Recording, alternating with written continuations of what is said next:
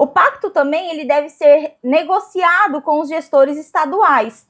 Além disso, a escolha dos municípios que serão referência também tem que ocorrer lá no pacto.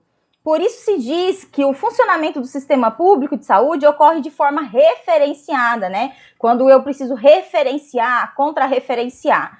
E o principal gestor em nível municipal na área da saúde é a Secretaria Municipal de Saúde. Mas atenção, eu falei do pacto, né? Falei do termo de compromisso, só que em 2011, o decreto 7.508, ele instituiu o contrato organizativo da ação pública, que é o COAP. A gente vai falar sobre o COAP em uma unidade própria desse modo. Adiantar para você, né? O COAP, ele definiu que o acordo de colaboração firmado, né, entre esses entes federativos com a finalidade de organizar e integrar as ações e serviços de saúde na rede seria regionalizada e hierarquizada, com definição, né, das responsabilidades, dos indicadores e das metas de saúde, além dos critérios de avaliação de desempenho, dos recursos financeiros que serão disponibilizados, né, também a forma de controle e a fiscalização de sua execução e demais elementos também que sejam necessários para a implementação integrada das ações e serviços de saúde. Então, assim, gradualmente, os pactos eles serão substituídos pelo COAP, né? Então, além disso, esse decreto 7.508 de 2011, ele estabeleceu o conceito de regiões de saúde. Essas regiões, elas são espaços geográficos contínuos, né, constituídos por agrupamentos de municípios limítrofes. O que é isso? Eles são delimitados a partir de identidades culturais, econômicas, sociais e de redes de comunicação e infraestrutura de transportes compartilhados, com a finalidade de integrar, né, a organização e o planejamento e a execução de ações e serviços de saúde. Então, para ser instituída essa região de saúde, ela deve conter, no mínimo, ações e serviços de atenção primária, urgência e emergência, atenção psicossocial, atenção ambulatorial especializada e hospitalar e vigilância em saúde. A gente não vê muito isso no estado do Amapá, porque o nosso central aqui contra a questão de referência acaba sendo o Macapá, né? Mas em outros estados a gente acaba percebendo essa região da saúde, essa região de saúde com maior facilidade.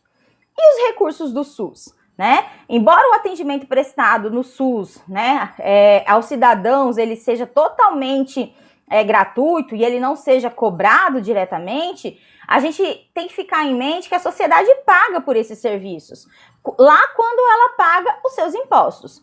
Então, de acordo lá com a Constituição Federal de 1988, lá no artigo 198, as ações e os serviços de saúde oferecidos no âmbito do SUS devem ser financiados com recursos do orçamento da Seguridade Social, da União, dos estados e municípios, além de outras fontes, ou seja, todos esses entes, União, estados e municípios, são responsáveis pelo financiamento do SUS. Então, isso não é uma responsabilidade só da União, tá? Estados e municípios também dividem essa responsabilidade. Essa participação conjunta da União, né, dos estados e dos municípios no financiamento da saúde, ela foi detalhada principalmente lá por meio da Emenda Constitucional 29 de 2000 e também da Lei Complementar 141 de 2012. Que estabeleceu os percentuais mínimos que cada um desses entes políticos deve aplicar nas ações e nos serviços públicos de saúde. Então, até 2015, os gastos da União em saúde devia ser a soma dos gastos do ano anterior, adicionados da variação nominal do Produto Interno Bruto, que é o PIB. Com a emenda, né, à Constituição 86/2015, a regra mudou, né? Então, a partir de 2016, o mínimo a ser aplicado será de 13,2% da receita líquida da União e será elevado gradualmente em 5 anos até alcançar os 15%. Então, cabe aos estados aplicar 12% de suas receitas originadas de impostos, né, em saúde, e aos municípios cabe aplicar pelo menos 15% de suas receitas de impostos em saúde. É importante saber que um processo ele pode ser instaurado contra a autoridade estadual ou municipal que aplicar em saúde menos que esse percentual mínimo exigido, né, de 12% para o estado e 15% para o município. Com o descumprimento do mínimo, ele gera uma afronta à lei. A autoridade que descumprir essa regra, ela pode perder o direito de se candidatar, né, a cargo eletivo e, consequentemente, de ser eleito. Então, no caso, o Estado também que descumprir essas regras, estados e municípios, ele fica sujeito também à suspensão de repasses federais, né, tanto ao Estado quanto ao município, e também de intervenção da União, tanto no âmbito do Estado quanto no âmbito do município, tá? Em outras palavras, o gestor ele é obrigado a aplicar o mínimo de suas receitas em saúde. Além disso, a Lei Complementar 141 de 2012, ela acrescenta lá no seu artigo 27 a possibilidade de devolução dos recursos ao Fundo da Saúde em caso de uso dos recursos repassados em ação diferente da prevista, com a devida apuração das responsabilidades. Então, se não usou o dinheiro de forma correta, esse dinheiro ele deve ser devolvido, né? Mas quais as formas de transferência dos recursos federais para a saúde? Como eu já disse, né? União, estados, Distrito Federal e municípios, eles contribuem para o financiamento da saúde. No entanto, a gente vai focar nessa unidade apenas no dinheiro de origem federal. Então, os estados, Distrito Federal e municípios, eles administram com independência o dinheiro que recebem da União, que é destinado à saúde. Mas essa administração, ela deve ocorrer de acordo com o que foi estabelecido em suas programações anuais de saúde, né? A PAS, e em seus planos de saúde. E, por sua vez, devem estar de acordo com o Plano Nacional de Saúde. Então, os planos de saúde e as programações anuais de saúde devem ser submetidas sempre, eu falo isso direto, à aprovação do Conselho. Então, os recursos da União para o SUS, eles são transferidos pelo Fundo Nacional de Saúde, para que os estados, né, e Distrito Federal e municípios, né, a fim de que estes entes realizem de forma descentralizada as ações e serviços de saúde, bem como o investimento na rede de serviços e na cobertura assistencial e hospitalar no âmbito do SUS. Então, esses recursos federais destinados à saúde chegam aos estados e aos municípios por meio de 3 modalidades: transferência fundo a fundo, remuneração por serviços produzidos e convênios, contratos de repasse e outros instrumentos similares. Então, as transferências para entidades privadas, elas podem ocorrer na modalidade de convênios ou instrumentos semelhantes. E a gente vai passar a conhecer um pouquinho dessas 3 modalidades.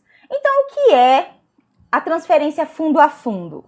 De acordo com a Lei Complementar 141 de 2012, lá no artigo 20, os recursos do Fundo Nacional de Saúde destinados às despesas com as ações e serviços públicos de saúde, de custeio e capital, a serem executados pelos estados, Distrito Federal ou municípios, são transferidos diretamente aos respectivos fundos de saúde, né?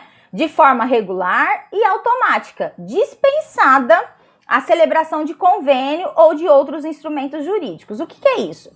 Né? Em situações específicas, os recursos federais poderão ser transferidos, né, a esse fundo de saúde por meio de transferência voluntária realizada entre a União e os demais entes federativos, mediante convênio, acordo, ajuste ou outros instrumentos congêneres.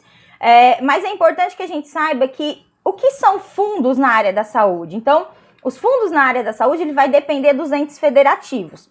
Então, a gente vai ter o Fundo Nacional de Saúde, que é aquele que recebe recursos da União para cobrir ações e serviços de saúde executados pelo SUS, e é administrado pelo Ministério da Saúde e fiscalizado pelo Conselho Nacional de Saúde. Já o Fundo Estadual de Saúde, ele recebe recursos do governo estadual e recursos da União, e ele é administrado pela Secretaria Estadual de Saúde e fiscalizado pelo Conselho Estadual de Saúde. Além disso, nós temos o Fundo Municipal de Saúde, que recebe recursos dos governos federal, estadual e municipal, e é administrado pela Secretaria Municipal de Saúde e fiscalizada pelo Conselho Municipal de Saúde. Então, as transferências de recursos, elas ocorrem de forma regular e automática entre esses fundos, e assim, o Fundo Nacional de Saúde, ele pode transferir recursos para os fundos estaduais e municipais, e isso que eu falei denomina-se a transferência fundo a fundo. Essa é a denominação.